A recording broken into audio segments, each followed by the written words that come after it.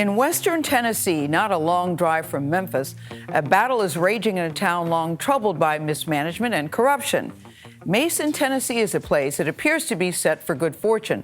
Ford is about to build a factory nearby, but the town owes a lot of money, and the state says officials there cannot be trusted to run their own affairs. The local officials there say they can, and they are alleging racial discrimination in a fight that's now playing out in the courts. Our lead national correspondent, that's David Begnaud, traveled to Mason to get the full story. David, what did you find out? Good morning to you. Good morning to you, my friend. Look, the officials in Mason believe their very existence is on the line here, okay? That's what it all boils down to. There have been years of them really struggling to get their finances straight. I mean, decades, okay? Now you've got Ford coming in, ready to build a state-of-the-art plant there, and all of a sudden, as city officials start to see dollar signs, now you've got the state that's come in and said, Mason, we are taking over your finances.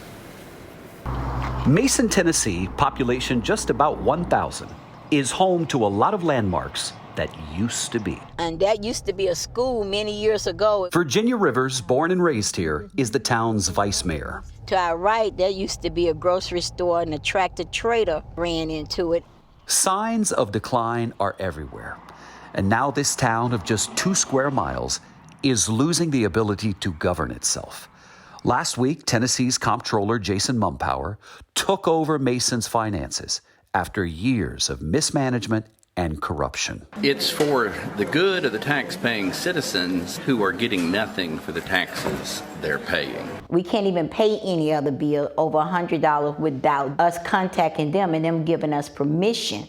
Rivers and Mayor Emmett Gooden have been on the town council since 2016. When we came in, we had to fix what was already messed up, because there was money taken from the town. Almost $1 million had been stolen from the town. The comptroller, who refused our request for an interview, did provide a timeline showing embezzlement in 1995 and again in 2012. 20 years of late audits in Mason. Nearly $900,000 illegally transferred from the Water and Sewage Fund into the general fund. So for years, the city has essentially been robbing Peter to pay Paul, right? That's correct. But that's not supposed to happen, right? It was happening before we got here, so it was already like that. Are y'all still taking money from the water fund to pay for things in the general fund? No. The comptroller initially asked the town to surrender its charter, which would have folded it into the surrounding Tipton County government. But the town board rejected that. Mason's attorney, Terry Clayton, frames the fight in biblical terms. David against Goliath. So we're going to continue to stand up for the righteousness of this town. How many businesses are there in Mason? Currently, right now, is 4. Not a big pot to draw from. No. In terms of tax revenue. Correct. But there's something else going on in this area. The arrival of Ford Motor Company. Tennessee gave Ford a $500 million grant to build an electric car plant just down the road from Mason. According to local reports, it'll create 33,000 construction jobs with a nearly $2 billion payroll. And once complete, there could be 27,000 jobs, and Mason could benefit dramatically from that. Just listen to the comptroller. Tax-paying citizens have never had an opportunity like they do now.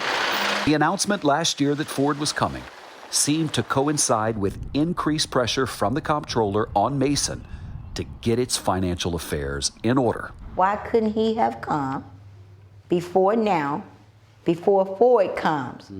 And all of a sudden you want to show up and make these demands.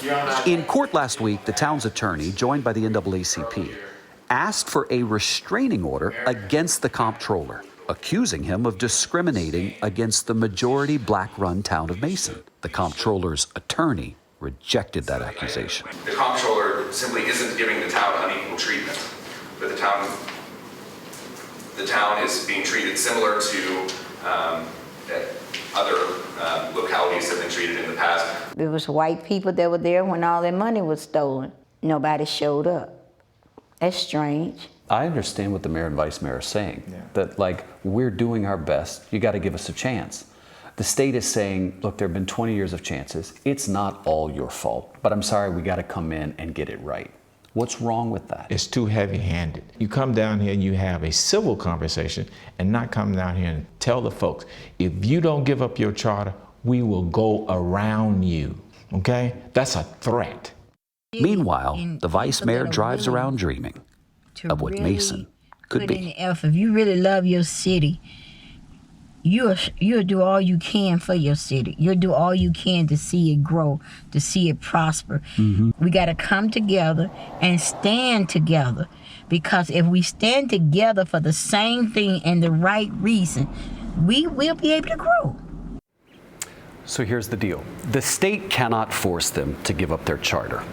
But the corruption allegations continue. Look, just 2 weeks ago, the former police chief in Mason was indicted for allegedly falsifying her timesheets. Now, according to local reporting, she has not entered a plea, and we could not reach her for comment. I want you to know that Mason is really close to the finish line. They have only $248,656 left to pay back before they are in the black. Jeez. It's a very complicated story, David. It is, There's but a lot of nuance here. there is a lot of nuance, but the town people are saying, look, now you're coming in to try to take it away, just as Ford is coming in with this big windfall that could help everybody, and now that they will be left out in the cold. Isn't that right, David? That's right. Look, yeah, they've been struggling for 20 years. Okay, there have been multiple administrations. And so the comptroller, listen, the comptroller says we gave you a corrective action plan in 2013, 16, and 21, and you didn't take the corrective action. But you got to know that it wasn't until Ford came in and people saw hundreds of $1 million in dollar signs did the comptroller come in and say, whoa, why don't you give me your charter? And they were like, heck no. Yeah. And he said, okay, well, guess what? I'm going to take over your finances. Right. A lot of pride involved as well. And my mom lives in a small town, unincorporated. They've got a charter there in Mason. But when you have a town like that, you want to protect it. You don't want to be part of the wider state in that way. And now it's all up to the courts, right? It's all up to the All courts up to the decide? judge. Yeah, we should get a decision, Gayle, within the next 24, maybe 48 hours. All right, David Begnaud for us, as always, my friend. Thank you. Credible reporting. We appreciate it.